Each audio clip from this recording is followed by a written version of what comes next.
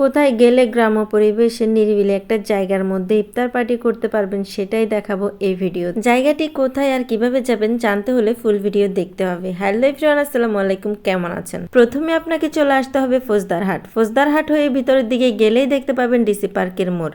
DC পার্কের মোড় পার হয়ে চলে যাবেন বন্দর রোডের দিকে। আমি একটু ভুল বলে ফেলছি, এটা পুরাটাই আসলে বন্দর রোড। এইদিকে ফৌজদারহাট আর এদিকে পতেঙ্গা বিচ।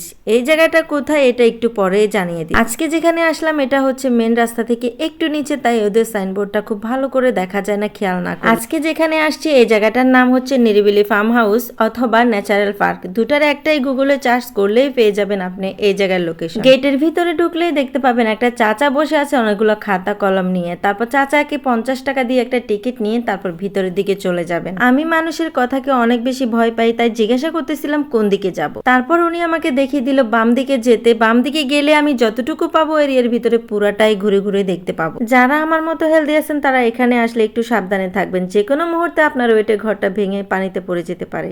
এখানে আসলে আপনার মনে হবে পানির উপরে যদি এরকম আমারও একটা ঘর থাকতো তাহলে আমি এখানে বসে বসে পানির সাথে কথা বলতে পারতাম। আপনি চাইলে এখানে বোর্ড নিয়েও করতে পারেন। আমার বোর্ডে উঠতে তেমন বেশি ভালো লাগে না, তাই আমি উঠলাম না। এটার নাম পার্ক হলেও পার্কের এখানে কোনোই দৃশ্য নেই। কিছু দূর পর পর এরকম দোলনা দেখতে পারবেন আর এরকম দিঘি দেখতে পারবেন। সুন্দর একটা মিষ্টি বিকেলে দোলনায় বসে দুলতে দুলতে যদি মাছের খেলা দেখতে চান তাহলে চলে আসতে পারেন। এখানে সব থেকে বেশি যেটা ভালো লাগছে সেটা হচ্ছে ছাতার এই ঘরগুলো, উপর দিয়ে ছাতা দেওয়া, নিচে বৈঠকখানা। ওয়াও, সব মানুষেরই স্বপ্ন থাকে এরকম একটা ওয়াও আঙিনা করার জন্য।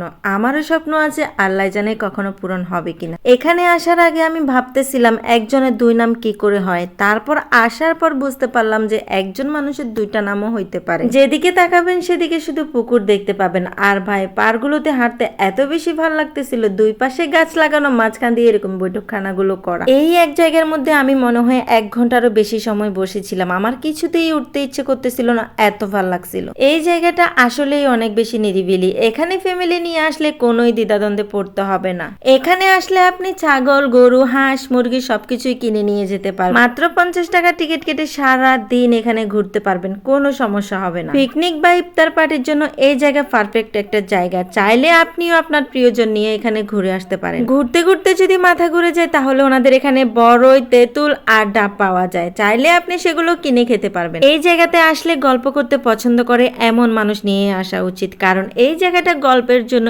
একদম পারফেক্ট। অনেক বেশি ঘুরে ফেলছি, অনেক বেশি দুষ্টামি করে ফেলছি, এখন কিন্তু বাসায় যাওয়ার পালা। চাইলেও এখানে থাকতে পারবো না। আজকের ভিডিও এ পর্যন্ত। সবাই ভালো থাকবেন, আল্লাহ হাফেজ।